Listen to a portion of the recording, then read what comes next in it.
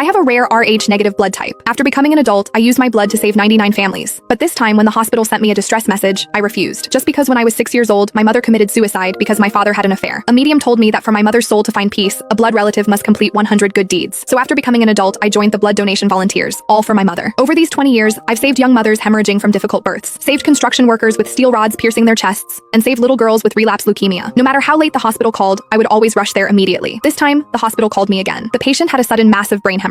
In this city, I was the only one who could provide Rh-negative blood. I looked at the patient information the hospital sent to my phone. Even though we hadn't seen each other in years, I still recognized the familiar features in the photo. My chest felt suffocated and painful. I suddenly remembered the image of my mother dying with her eyes open. Taking a breath, I pressed reply to the message. Find someone else, I'm not feeling well. Less than half a minute after I sent the message, my phone rang. The caller ID showed it was the director of the blood department at City Central Hospital. I pressed the answer button and put it on speakerphone. Miss Antoine, please, I'm begging you. The patient really can't wait. The director's voice on the other end was extremely anxious. That child is only 6 years old. The brain hemorrhage is very serious. Surgery must be performed within 8 hours. We've checked all the blood banks in the city. Only your Rh-negative blood can save a life. I stared at my mother's photo on the table. My tone was calm, without any emotion. Director, I told you I'm not feeling well. If you're not feeling well, we can send a private car to pick you up. We can give you a comprehensive examination first. Miss Antoine, this is a human life. You're the most caring volunteer in our state. You can't just watch someone die. I laughed coldly. Being a volunteer means I have the right to refuse at any time. I don't owe you anything, and I certainly don't owe that child anything. After saying this, I hung up directly and pressed the power button. The room instantly became quiet. I looked at my mother's gentle face in the photo, my fingers clenched tightly into fists. Just one more good deed, and my mother could find peace. But this 100th good deed, I would absolutely never do for my enemy's son. But I was thinking too simply. Less than 10 minutes later, my backup work phone suddenly lit up. Only a few important clients and the community manager knew this phone number. I looked at the unknown number on the screen and pressed answer. Is this Miss Antoine? The male voice on the other end was extremely anxious and accusatory. I'm a reporter from the state TV station. The entire internet is looking for you right now. The 6-year-old boy with brain hemorrhage at City Central Hospital. Why won't you save him? Do you know your behavior is equivalent to murder? I gripped my phone tightly, my eyes completely cold. Murder? By your logic, that child's biological parents murdered someone 20 years ago. Why don't you investigate that? I hung up directly and blocked the number. I opened my tablet next to me and clicked on the local news live stream. On the screen was the scene outside the emergency room at City Central Hospital. A well-dressed woman was kneeling on the floor outside the emergency room door, crying hysterically. Please everyone, help me. Help me find that volunteer. As long as she's willing to donate blood to save my son, I'll kowtow to her. I stared at that face on the screen. Even if she turned to ash, I would recognize her. Garcia. In the footage, a middle-aged man in a suit walked into frame. He bent down to help Garcia up, facing the reporter's camera with a face full of indignation. I don't understand what this volunteer is thinking. The hospital said she's donated blood for free 99 times, so why won't she save my son? If it's about money, I can give her 1 million, 10 million. Gabriel spoke through gritted teeth to the camera. A 6-year-old child is lying inside waiting for his life to be saved. How can she be so selfish? I hope all the netizens can help me find this person. I want to ask her to her face if her conscience has been eaten by dogs. The comments in the live stream instantly exploded. This volunteer is disgusting. The 99 times must be fake data. When it comes to the real thing, she shrinks back. Dox her. Force her to donate blood. Right. We can't let this cold-blooded animal get away with this. I watched the screen full of vicious cursing, a cold smile appearing at the corner of my mouth. I'm selfish? I'm cold-blooded? For my mother's